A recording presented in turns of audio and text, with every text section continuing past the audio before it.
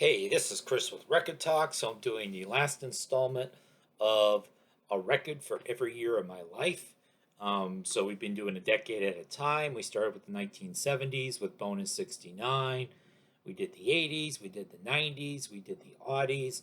This time we're going to do the 2010s and the first couple years of the 2020s. That'll take me through my 40s and into my 50s, where I'm at right now. So I don't know if anyone else has noticed, but the thumbnail for each episode, I was trying to represent sort of what at least for me, was sort of the dominant music format of the time. So the 1970s video, I had the black vinyl LP. The 1980s video, I had a tape cassette. The 1990s, I had CDs. The 2000s, I had an MP3 file playing on an iPod. And then the thumbnail for this video was colored vinyl. Colored vinyls come back, and colored vinyl is very popular. And most of the records I'm going to show in this video are colored. Not all of them. Let's start off with 2010. We'll go with a compact disc. It's the only compact disc I'm going to show in this episode.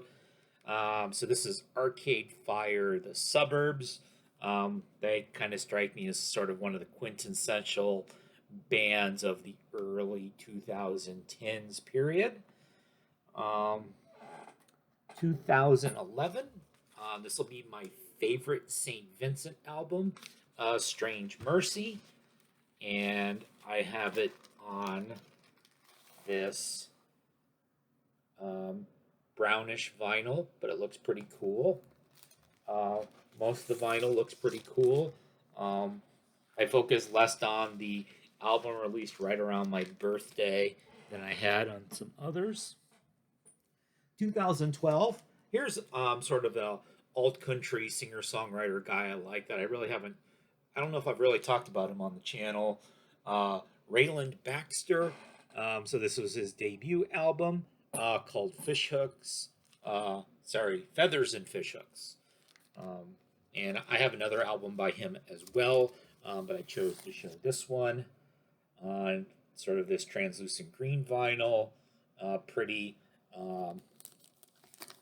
label on ATO Records.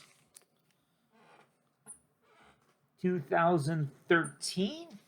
So we'll go back to one of my classic likes. So we'll show a Mudhoney album. This was the Mudhoney album Vanishing Point on traditional black vinyl. I happened to see Mudhoney live on this particular tour. The only time I ever saw Mudhoney play. 2014, we're going to go to Canada. We're going to go really far north in Canada. So the Inuit artist Tanya Tagak, who does sort of punk influenced throat singing. So on white vinyl with the pink label. This is her album Animism. I think this won some big awards in Canada. I think like the Polaris Award, if I remember right. There's a cover of a Pixie song on here.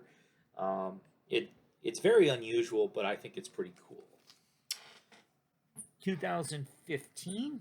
So this was the Slater-Kinney reunion album, No Cities to Love. This one's on a traditional black vinyl. And in fact, I would say that this is the last Slater-Kinney album that I like. So I kind of wish they were still like that. 2016, another old favorite, Dinosaur Jr., Give a Glimpse of What You're Not on Jaguar Records. This is another good old-fashioned classic black vinyl version. Dinosaur Jr., they got back together, and I feel like everything they've put out has been very solid. Their more recent one in 2021 I actually like better than the one I showed. And then we'll go with a newer artist. This is Phoebe Bridgers. This is her debut album, Stranger in the Alps. Dead Oceans. NPR says she might be 2017's best new artist. I've mentioned this before, but I actually saw her open for the Blake Babies in Nashville in 2016 in a small club, sort of an oddity. 2018, I'll show a pretty obscure thing here. So this is the Sunshine Boys with the first of their two records called Blue Music. So you've got Gag Julin from Poi Dog Pondering, Frida Love Smith from Blake Babies, Mysteries of Life, Some Girls, Jackie Schimmel from The Slugs. This one comes on pretty cool looking blue vinyl on a label called Cheap Kiss Records. And they're Chicago based. 2019, one of my favorite albums of the decade, Sturgill Simpson's Sound and Fury. So this is Sturgill's rock psych, not country at all album. I have the red and black marbled vinyl. I know this is a bit of a polarizing album. Some people like me love it. Some people hated it. There was the anime video, long form video that came out with it. But I just think that it's outstanding.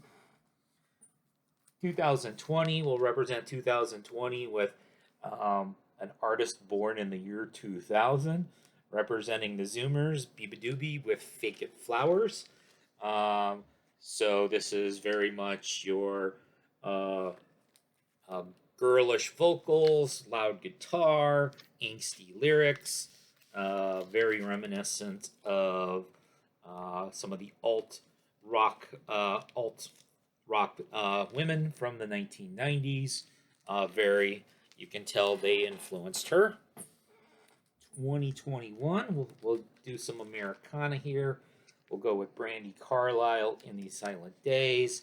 This was an album that almost but didn't quite make my top albums of 2021, but I'll show it here on this very cool gold vinyl. And so there. So we've gotten up through 2021. I don't yet own a piece of music that's listed as coming out in 2022. So I'll end it here, but I'll actually, if you hang on to the end, next Monday there's going to be a bonus video. I'm going to look at years before I was born. So we'll start with 1968, work backwards as far as I can with what I have in my collection. I kind of had fun doing this and figured I would do that as well.